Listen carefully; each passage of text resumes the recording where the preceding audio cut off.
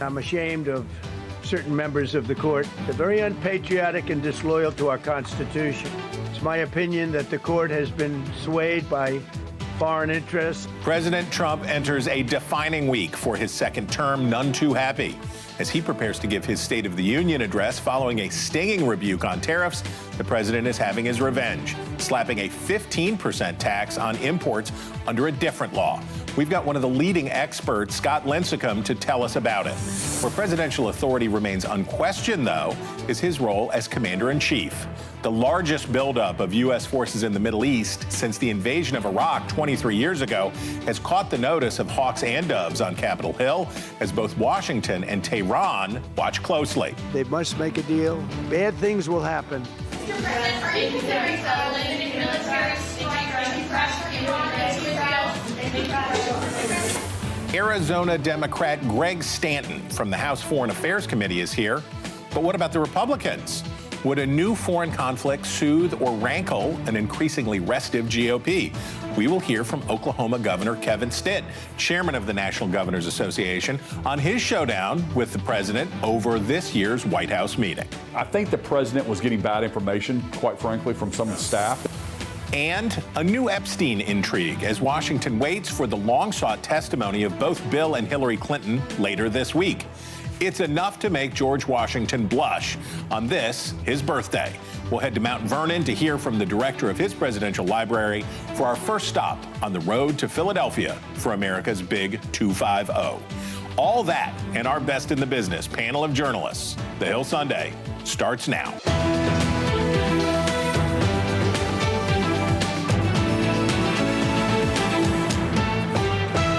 Hello from Washington and welcome to the Hill Sunday. I'm Chris Stirewalt. The Supreme Court's tariff decision shook Washington, as did the president's counterattack. But most Americans are probably wondering about the practical effects on prices and wages, a very significant question for this year's midterms. With us now is Arizona Democratic Congressman Greg Stanton, who joins us from Phoenix. He is helping to lead the charge to speed up the refunds for taxpayers now that those tens of billions of dollars in tariffs have been ruled unconstitutional. Congressman, thanks for being with us. First, I want to get your take on the news. What do you make of these new 15% tariffs that the president has put in place? Well, it's wrong. Look, the president tried to unilaterally issue the original tariffs at all different numbers across the country, so-called Liberation Day tariffs. They were illegal from day one. He never had the support of Congress. He needed to get the support of Congress. The Supreme Court did the right thing, reestablished checks and balances, told the president, no, you cannot do these tariffs unilaterally. You actually have to work with Congress. What a novel concept. And now the president, instead of accepting the Supreme Court decision, is trying to do an end around using what's called Section 122. That's a balance of payments type tariff that can only go into place for 150 days. It's illegal what he's doing right now. And there's going to be lawsuits challenging his use of the balance of payments because it is obviously an attempt to simply avoid Congress. If the president wants to issue this tariff regime, come to Congress, make your case, and let's see if you have the votes. That is how our Constitution demands this process happen. Well, let's do the counterfactual. Let's run the thought experiment. There are a lot of Democrats who like the idea of tariffs. Republicans of the president's variety certainly like them. What would an acceptable tariff package look like? Is there something that you think would get through this Congress? Sure. If you're trying to issue tariffs because another country is dumping products into the United States inappropriately, driving down prices, et cetera, there are certain instances where that makes sense, kind of like what happened with China and solar panels just a few years ago. But an across-the-board tariff regime in which countries across the globe then have to go to Mar-a-Lago or the White House and beg for an exemption for this particular tariff or that particular tariff, the president is not a king. He doesn't get to act unilaterally. This is an incredibly important decision. A tariff is a tax on the American people, and only Congress can vote on that tax. It is not a nice thing to have. It is a legally required thing to have congressional approval of any tax. Okay, so let's talk about your bill. Everybody would like to be the guy that's telling people that they're going to get a tax rebate faster. What does your bill do? And do you think you can get any Republicans on board so that it has a real chance to be passed? We sure think we can get Republicans on board. Look, we want to make sure there's almost $200 billion that have been collected under the illegal tariff. Those belong to the American people. Those belong to American small business. And we know that large businesses are going to be hiring an army of the highest priced lawyers trying to get first in line for those refunds. We don't want to put the American small businesses or the American people at a disadvantage. So this would require automatic refunds to the American people for those tariffs that were illegally issued by President Trump. Okay, let's switch gears to your work on the House Foreign Affairs Committee. Every sign that I can see seems to point to strike on Iran. The size of this, the air power that's being arrayed against the Islamic State is pretty mind-boggling. What do you think is going to happen, and what should happen? Well, there's the largest buildup, as you pointed out earlier, the largest buildup since the Iraq War in that region. The president is still ongoing. His team is in ongoing negotiations with Iran over their nuclear program. Obviously, I hope, and I think the American people hope, that we can get a nuclear agreement through diplomacy. Diplomacy is always the best way of going about it. If the president decides that there's that he wants to take military action, he has no choice but to come to Congress. Very similar to what I just said about taxing and tariffs. Any decisions to go to war have to come to Congress. Now, would that include the kinds of strikes that he used, or that he ordered against Iran's nuclear program? Well, look, the president, under the War Powers Act passed over 50 years ago, during the Vietnam era, the president has to come to Congress and provide real consultation, brief us on what's going on, brief us on the plan. He didn't do that the last time. He needs to do that. It is a legally required part of our Constitution. Okay. Not legally required as part of the Constitution is for the president to give a State of the Union in person, but it has been the reality for Americans for many generations now. Many of your fellow Democrats have already said that they're not going to attend Tuesday's State of the Union address. But we do expect that, as has been the case in both parties for many years now, that there will be protests. What are you doing, and what's the counsel you'd offer your fellow members about how to navigate Tuesday's address? Well, every member has to make their own decision. I've been in Congress for 7 years. I've attended every single State of the Union, whether it's a Democratic president or a Republican president. I am a harsh critic of this president. He deserves harsh criticism. His policies are increasing prices on the American people. Health care costs are going through the roof because they won't reauthorize the tax credits for the Affordable Care Act. Millions of people are losing their insurance. I am a tough critic. But in my role in Congress, he's coming to our house. The Capitol is where the United States Congress does its work. He's coming to our house, so I will be there. I will listen to what he has to say, and then I will provide appropriate critique afterwards. And so that's what I plan to do. I plan to attend. I plan to listen appropriately and intently, and then provide my analysis afterwards. My guest, by the way, for the State of the Union runs a aluminum company in my district who is getting hammered by the tariffs. He's losing contracts. He's not able to hire the employees he needs. He's not able to do his business appropriately, build the American economy, because these tariffs have been crippling. I want to send that strong message to this president. You cannot continue to engage in this tariff regime, which are raising prices on the American people, without getting the approval of Congress. And my guest, Greg Fraley from Falco in my district, is a living embodiment of why tariffs are so bad on the American economy. Okay, now to get back here to do your Article 1 gig, you're going to need to get on an airplane, and you're probably going to face long lines at Phoenix's Sky Harbor Airport with Homeland Security pulling back TSA pre-check. It's going to be a headache. How big of a pressure point is this in advancing negotiations to fund the agency? Well, if they're doing it as a pressure point, it's totally inappropriate. We need to provide the service to the American people that they deserve, not just members of Congress. More importantly, the American people deserve those services. We could go back on Monday and fully fund TSA and all of the other entities covered by the Department of Homeland Security. It's really ICE that we are most concerned about, and the lack of control. Kristi Noem's incredibly poor leadership of ICE, the tragic death of 2 of our fellow Americans because of lack of of training and lack of oversight and follow through. They need to take those masks off, have body cameras on if you're going to operate in the American streets. We need to have an appropriate use of force policy. There needs to be independent investigations. If you're going to go out, people expect targeted enforcement of our immigration policies, going after people that have committed violent crimes. This mass deportation policy put in place by less trained officers roving the streets of America. The American people, overwhelmingly, Republican and Democrats, say we reject that. That's what this fight is about, is to rein in ICE. President Trump needs to fire Kristi Noem because she is totally unqualified to lead this department. If not, we should impeach Kristi Noem. She is the worst possible leader for this department. Congressman, we got to leave it there. All right, America, if you didn't have your head in the sand about next month's annual Ostrich Festival in Chandler, Arizona, you would know him already. But if you don't, there he is. Congressman Greg Stanton, we thank you. All right, let's go back now to this tariff question. And we are joined by our favorite expert on the subject, Scott Lincicome. He is the Vice President of General Economics and Trade for the Cato Institute. Welcome, Brother Lincicome.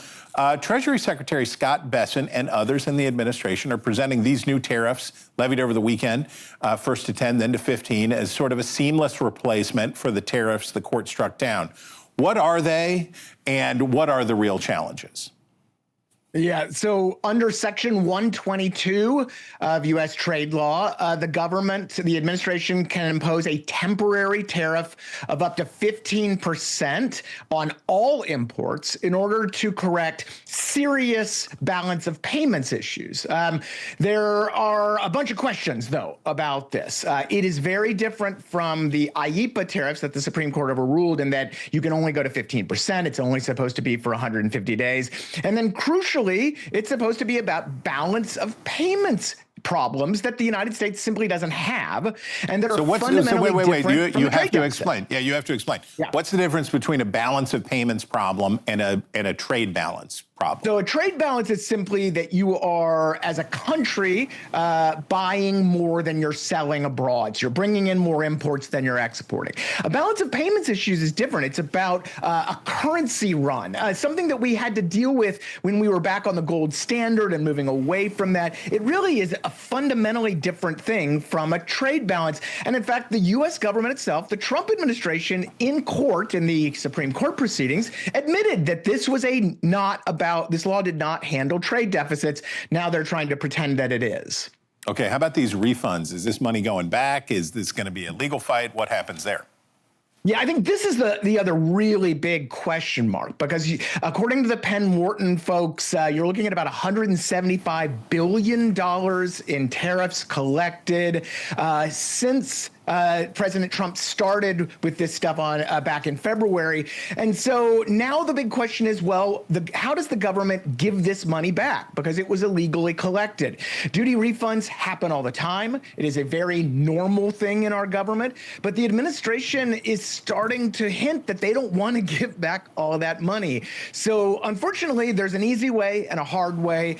The administration wants to make it hard. I applaud the efforts in Congress to force the administration to give these refunds automatically, because if that kind of automatic refund process doesn't happen, you're talking about a paperwork fight that could last years and disproportionately burden small businesses that paid thousands of dollars in tariffs that were, again, illegal, but now have to pay tens of thousands of dollars for lawyers to get that money back.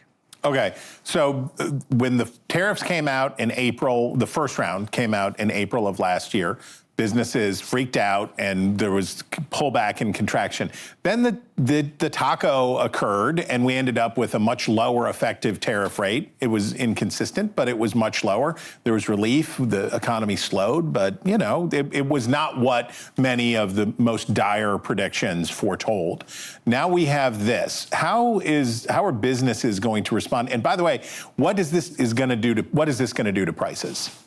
Yeah, I wouldn't expect much on the price front. The reality is that businesses are always reluctant to lower their prices, and President Trump's new tariff has given them a perfect excuse not to. So I would expect prices to basically stay where they are. I think it is another really, though, big question about the economic effects. So the tariffs have been a small but significant drag on economic output. They have raised prices a bit, but the biggest problem with Trump's emergency tariffs was the uncertainty baked into all of this. President Trump had a little tariff switch in the Oval Office. He could flip on and off, and businesses hate uncertainty. They can't plan and invest. So now you have another uncertain tariff regime that's put in place. It was 10% on Friday. It moved to 15% on Saturday. There's all these question marks about litigation. There's new pending investigations out there. So anybody who was hoping for a calmer and cooler trade environment in 2026, including me, by the way, is not getting that wish. All right, America, if you knew that nachos in a single layer on a sheet pan were superior to a weird pile of nachos where the toppings didn't distribute evenly, you would know them already. But if you don't, there he is. Scott Lincicome, we thank you very much. My pleasure. Okay, we are continuing to follow developments about the shooting at Mar-a-Lago. Overnight, police say a man in his early 20s approached the presidential compound with a gasoline can and a shotgun. Secret Service agents and local law enforcement shot the man dead after they say he raised his firearm at them. The president and the first lady were here in Washington when the incident occurred. You can tune to NewsNation for the minute-by-minute on this story. Okay, coming up, Oklahoma Governor Kevin Stitt walked a tightrope at the White House on Friday, and he was in the room when the president got the bad news on tariffs. He'll tell us all about it next.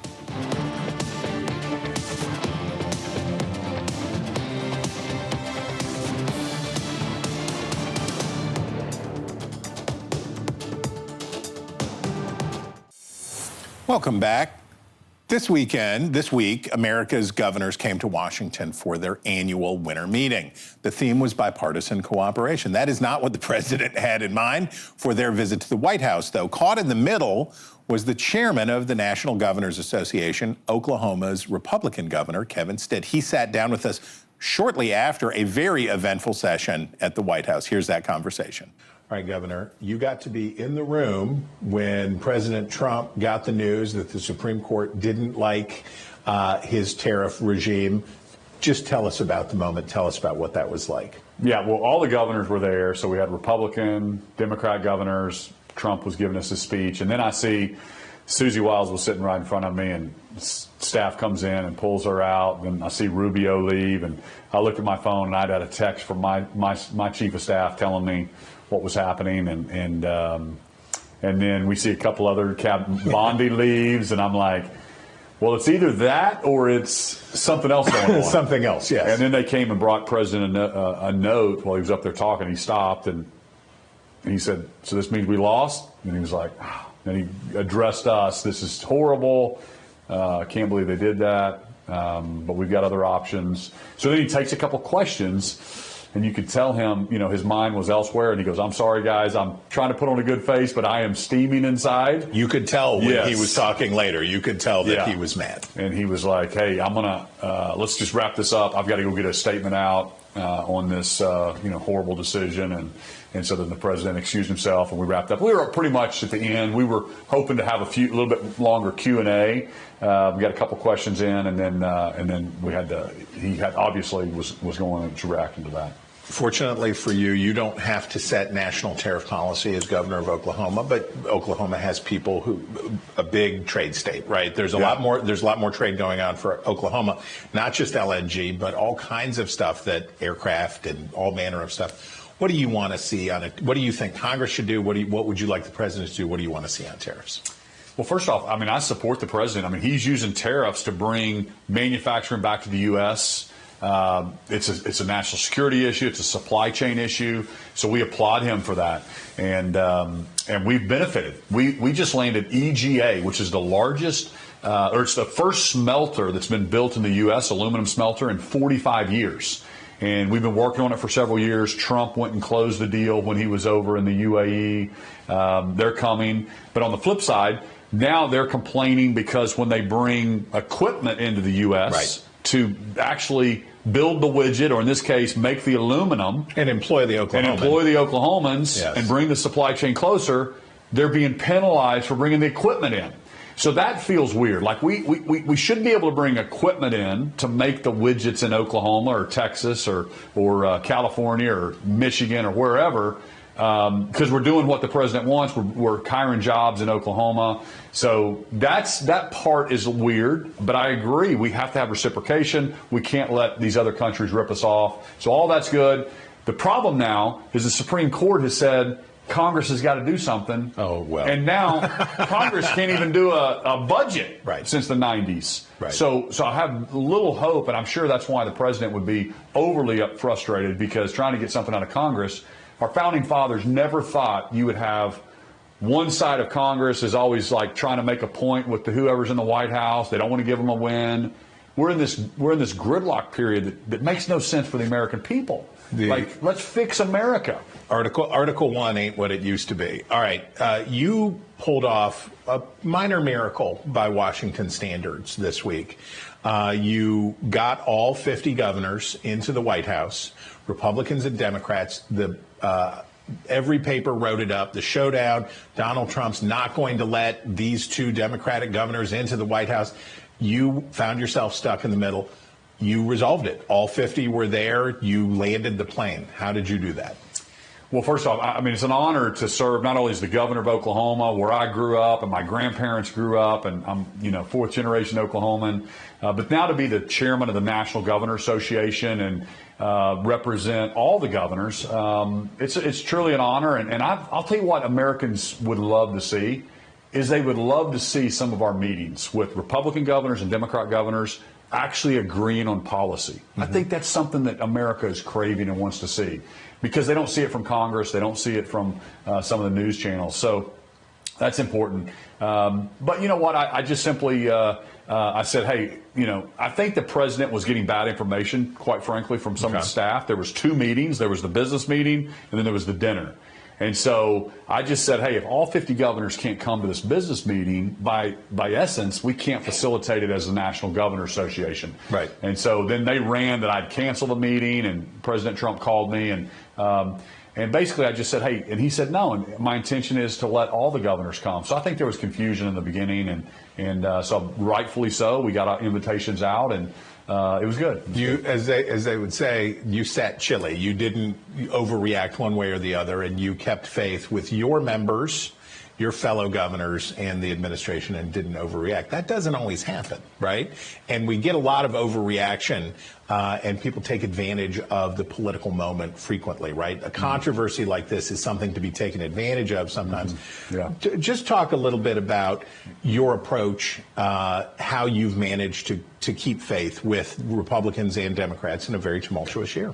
Well, first off, I was kind of surprised that they elected, a very conservative red state governor from Oklahoma. But I think it's just the Oklahoma way, our common sense approach, and the likability. And I don't believe that you have to work with a Democrat governor or share ideas. I don't have to,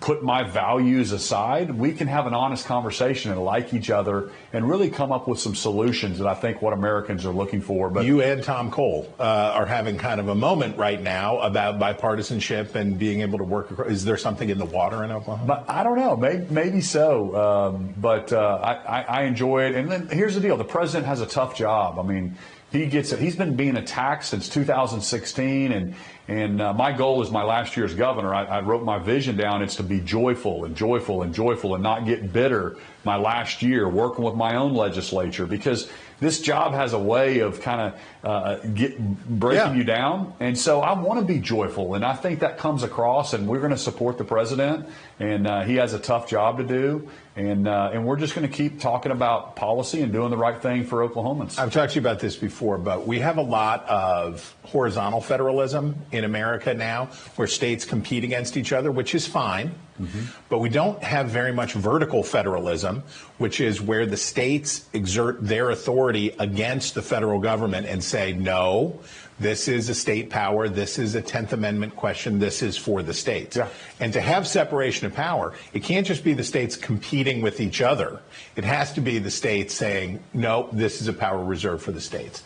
After your time as governor, after your time here at the National Governors Association, talk about the prospects for a rebirth of state power. Democrats definitely are feeling the authority of states and the power of states now in a way they weren't when Joe Biden was president. Yeah. It's a great point. Actually, we talked about that in our governor's meeting. I'm reinstituting a federalism document that the National Governor Association had in the 90s, and then they used to update it. And we haven't looked at it in over 15 years. Is that right? Yeah. So literally, we just voted on in our executive committee, and then I brought it before all the governors. And so we've got Governor Stein and Governor Scott of Vermont are going to work together with some other governors to look at this document, exactly what you said. And we had the Wake Forest John Dinan, the professor, sure, who is the expert in the country on federalism. He sure is. And you talk about Madison's, the Federalist Papers, 45 and 46. It talks about this. And what Americans need to realize and understand, and a lot of them do, is that our founding fathers divided power not only with the three branches, but also federal government to the states. That's right. And the states actually have more power. That's right. Than the limited government. And so that's a very important point. And I think this is a big point that I want everybody to understand, because Oklahoma doesn't want to be California. California doesn't want to be Oklahoma. And that's great. But that's why it can't be a one-size-fits-all. That's why we sued the Biden administration, because he was trying to make us like Delaware and California. Okay? And at the same sense, Delaware doesn't want to be like Florida.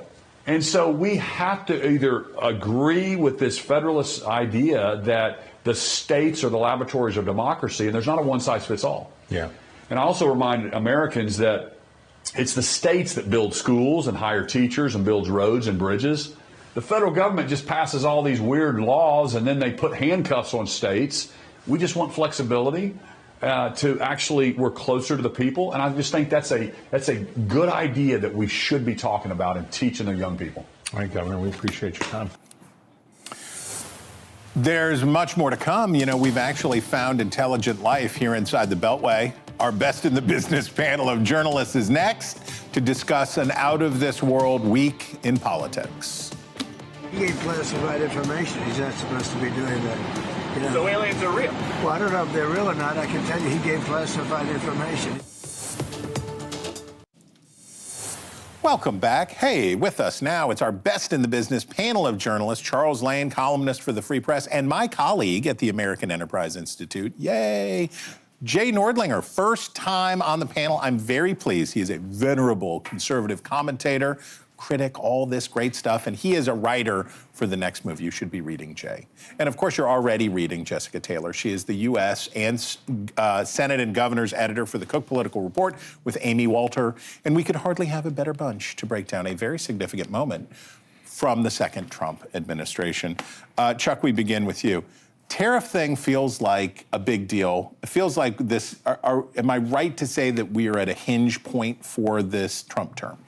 I think it's one of the most important Supreme Court cases in a generation, probably because of the issue of separation of powers that it posed, and the fact that the president himself was putting so much direct pressure on the court, which concludes a conservative majority, three of whom he appointed. And the court rose to the occasion. The court did what the Constitution said, which was to declare what I thought was obvious: no taxation without representation. You can't impose a tariff without a clear congressional enactment. And it did so in the teeth of a president who showed how much he cared about it by ranting at them and calling them unpatriotic and so forth afterwards. I think there's a lot of talk. It has enormous consequences, of course, for the economy, too, and there's plenty of talk about that, and that's important. But the essential matter here is what it says constitutionally. And for those who think that, you know, those things have been kind of at risk, separation of powers, independence of the courts, I think it was a real win. Jay, going back over a dozen years of the Roberts Court, the message from the justices has been to Congress: what if you tried doing your job? Mm-hmm. What if we had an Article I branch under the Constitution? this seems one of the strongest imperatives yet, which is throwing it back. They did it with Chevron deference. They did it on Obamacare. They do it again and again. Tell me, is Congress going to take this one? Are they going to grab tariffs? I don't know. The Republicans are very, very deferential to Yes. President Trump and his administration, and sometimes, it's not a real kind thing to say, but sometimes the Speaker of the House, Mike Johnson, acts more like a White House staffer than Speaker of the House. There's more of a prime minister energy, right? That's it. That's exactly it. And the Supreme Court is awake as a check on other branches, and Congress ought to be awake as well. And they ought to assert themselves. That is, of course, if they want to see policy go in a different direction. But ultimately, it rests with the voters. An annoying thing about a democracy. Yeah, I know. We're the worst. Okay, Jessica, you're the best. There are a lot of Republicans that didn't do what Chuck and Jay were describing because they thought the Supreme Court was going to get them out of jail. Right. And I'm sure, so put yourself in John Thune's shoes right now, and the tariff issue, instead of going away, is resurgent, and the conflicts and all of this stuff. Talk about the political implications about what will happen inside that building and how it will manifest itself in races. Well, Trump should have used the out that the Supreme Court gave him. Right, that he could have blamed this on them and still double down on saying, I still believe in tariffs. That was what President Biden did on a host. Well, I'd love to give you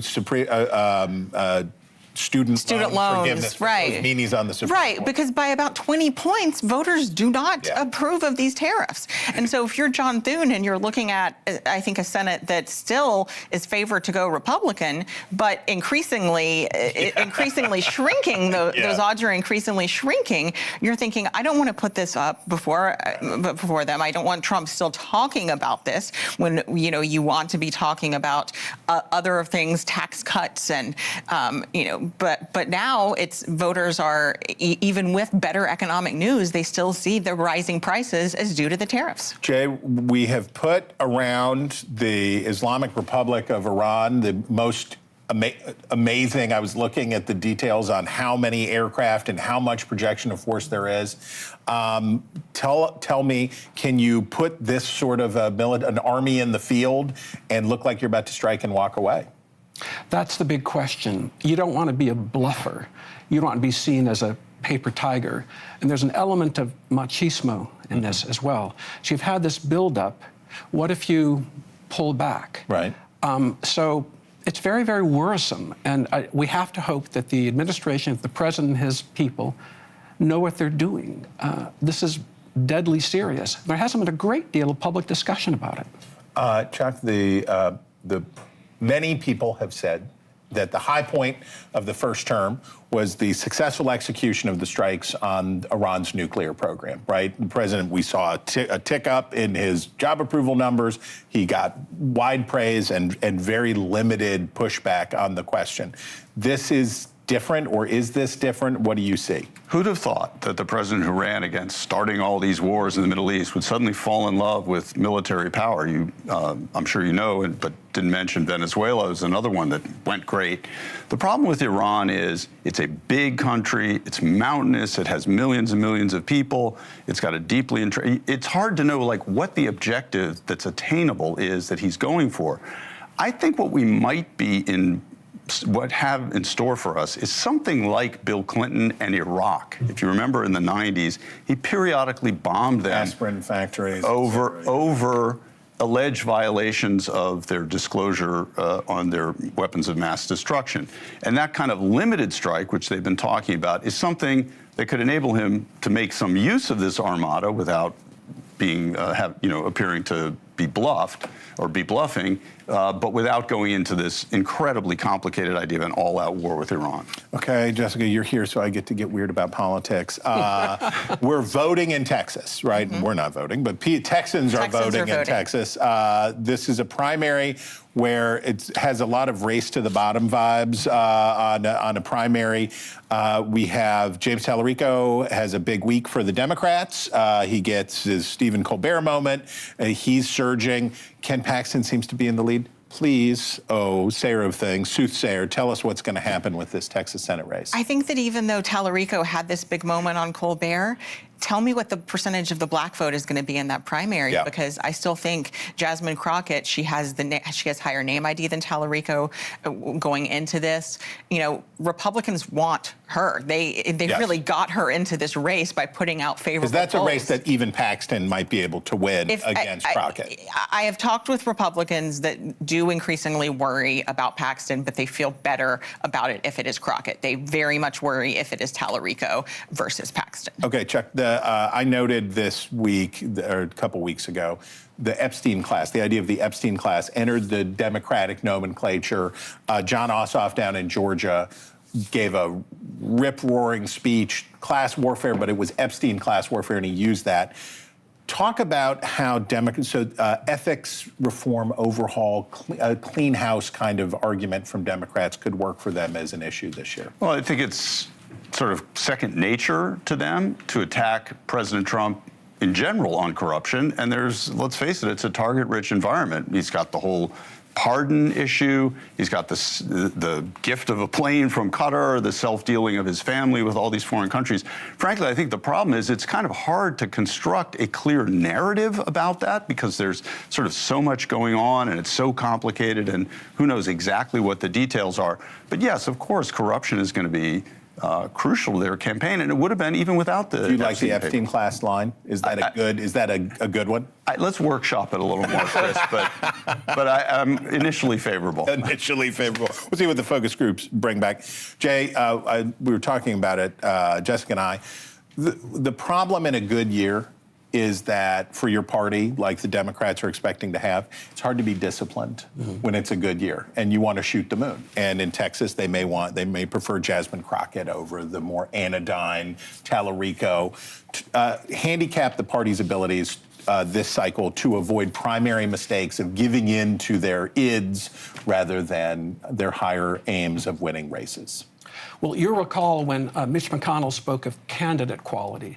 A lot of people didn't like that. No. But the individual qualities of particular candidates, those matter a lot. Of course, national trends, national feelings matter. But you got the goods as a candidate? That counts, whatever the political weather. And that's the difference for Republicans in is Iowa easy or is Iowa hard? Is in all of these races and how much money gets spent, do you think they're going to how well are the parties going to behave themselves? Well, I mean, if they nominate Paxton, that's millions and millions of dollars that they're going to have to spend that they can't spend on other. The Texas sinkhole opens up again. Right. I mean, Paxton is the type of candidate. Mitch McConnell was right in 2022 when he complained about candidate quality. They lost Arizona, they lost Pennsylvania, and they lost Georgia. They had the ability to take back the Senate majority that year, and they did not. Panel, you're delightful. Also delightful is that this is your last chance to name this hog. You see this hog, you got to name this hog. After a smorgasbord of suggestions, it's time to let democracy take its course. We have a poll up on our socials so you can vote for your favorite. Do you want No Groans panel, James K. Pork, Abraham Bacon, Hamilton Hog, Martin Hamburen, Tip Oink Neal, and of course, just George. Coming up. Van Buren. Martin Van Buren. Coming up. I'm a Hamburen. Hamburen, okay, coming up, happy birthday to El Numero Uno. We're heading down the Potomac to George Washington's Mount Vernon for a very special installment of our Spirit of America series for USA 250. Hamburen's very good.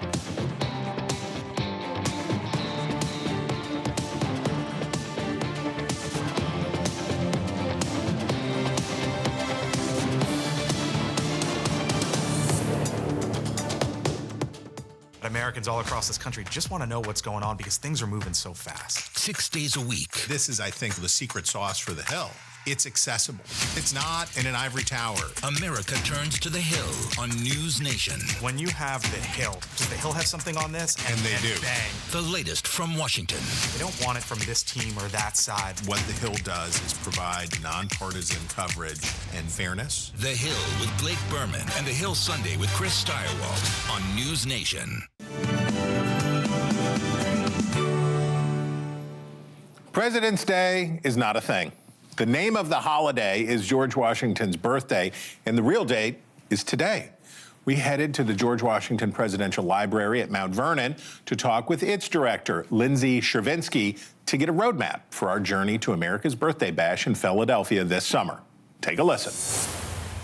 You got to come and show me this. Yes. This looks cool, and I'm open to the possibility that there's a treasure map in here. Is that what it is? Well, it is certainly a recreation. I should say it's a recreation because I'm going to pick it up. Okay. And sometimes I forget to tell people that, and then they're panicked when I'm like manhandling it. It's a real antiquarian there who can say, like, just so you know, I'm not mistreating the book. Well, sometimes I go like this, and people, they freak out. So it is a treasure. It is one of our treasures, and we call this the Acts of Congress. And this is a volume that Washington had created in the fall of 1789. And it has a copy of, he of course had his book put in it. Oh, that's so cool. It had a plaque that said President of the United States. And then as he did with so many of his books, he signed the title page. And what is amazing about this volume is it has a copy of the Constitution for reference, and then it has all of the bills that were passed in the first session of the first federal Congress. Oh, that's awesome. So, the creation of the federal judiciary, the creation of the executive departments. But what makes this a true treasure is that Washington wrote in the margins, and he did not usually do that with books. And this is particularly important because, of course, they didn't have Google at the time. And so as he's trying to figure out what he has to do as president, what his options are to be a leader, he was using this reference material, and he was writing things like president here at the start of Article 2, required next to he shall from time to time give to Congress information on the state of the Union. And then in this section where he's talking about advice and consent of the Senate and treaties and pardons, he writes president powers. So this is him saying probably not. Well, what's amazing about this is, as you know, in August of 1789, so just a couple months into his presidency, Washington had visited the Senate and had planned to meet with them as a Council of Foreign Affairs, which the delegates at the Constitutional Convention intended. Right. They were supposed to be an advisory body. They're like his cabinet, especially on international. Exactly. And he met with them once, and it went horribly because they were annoying and they wouldn't debate with him like he wanted them to. And on his way out, he reportedly said that he would never again return. Are you saying senators were full of themselves? We don't have any historical precedent for that. We have no historical precedent. Washington may have said that. And so what's important about that is this key component of the Constitution he basically dismissed just a couple months into the presidency. And then later that fall is writing, rather than he has to go meet with them, that this is a power. And I think it shows him thinking in real time, how do you actually do this thing? Like Right. The Constitution is a roadmap, but you have to actually embody the office. And it shows him thinking in real time about executive power in a really cool way. Well, something I've heard you talk about and I found really interesting is that we do have a hybrid constitution in the sense of we have a written constitution and we have, like our British forebearers, an unwritten constitution. Absolutely. And here is George Washington laying out the unwritten part of the written constitution. Absolutely. Absolutely. I mean, and so much of his presidency is really that unwritten piece. And then we have begun to treat it as written because so many of his successors repeated those practices. Very cool. You can watch much more of our interview with Lindsay Chervinsky on the Hill Sunday's YouTube page. It is definitely worth watching. Still to come, first in war, first in peace, and first in your almanac. Stay with us. This is your almanac for today, February 22nd, 2026. We're here in Mount Vernon. So how else could we begin but with the fact that on this day in 1732, just south of here in Westmoreland County, Virginia, George Washington, first in war, first in peace, first in the hearts of his countrymen, was born. Happy 294th birthday, Mr. President. But did you know about the very special celebration of General Washington's 200th birthday in 1932? In the wake of World War I, the Army saw a need for a new kind of merit award honoring those who showed exemplary sacrifice for their nation. The result, the establishment of a long-defunct award that would be given to thousands of U.S. service members and even one courageous K-9 named Chips. You know about the Purple Heart, of course, but do you know why it bears George Washington's likeness? In 1782, toward the end of America's long war for independence, Washington created the Badge for Military Merit. The award was given to Continental soldiers who had exemplified meritorious action in the fight for freedom. And while Washington intended the honor to be a permanent decoration of duty. The badge was only awarded to 3 known members of the Continental Army before it fell out of use for 150 years. But Washington's commitment to honoring America's freedom fighters still lives on today. Right here at the President's home at Mount Vernon, Purple Heart recipients are honored each year in a ceremony at this spot to remember their sacrifice to country and resolve to safeguard the blessings of liberty. So whatever you're being brave about this week, we hope you stay in the fight. Until next time.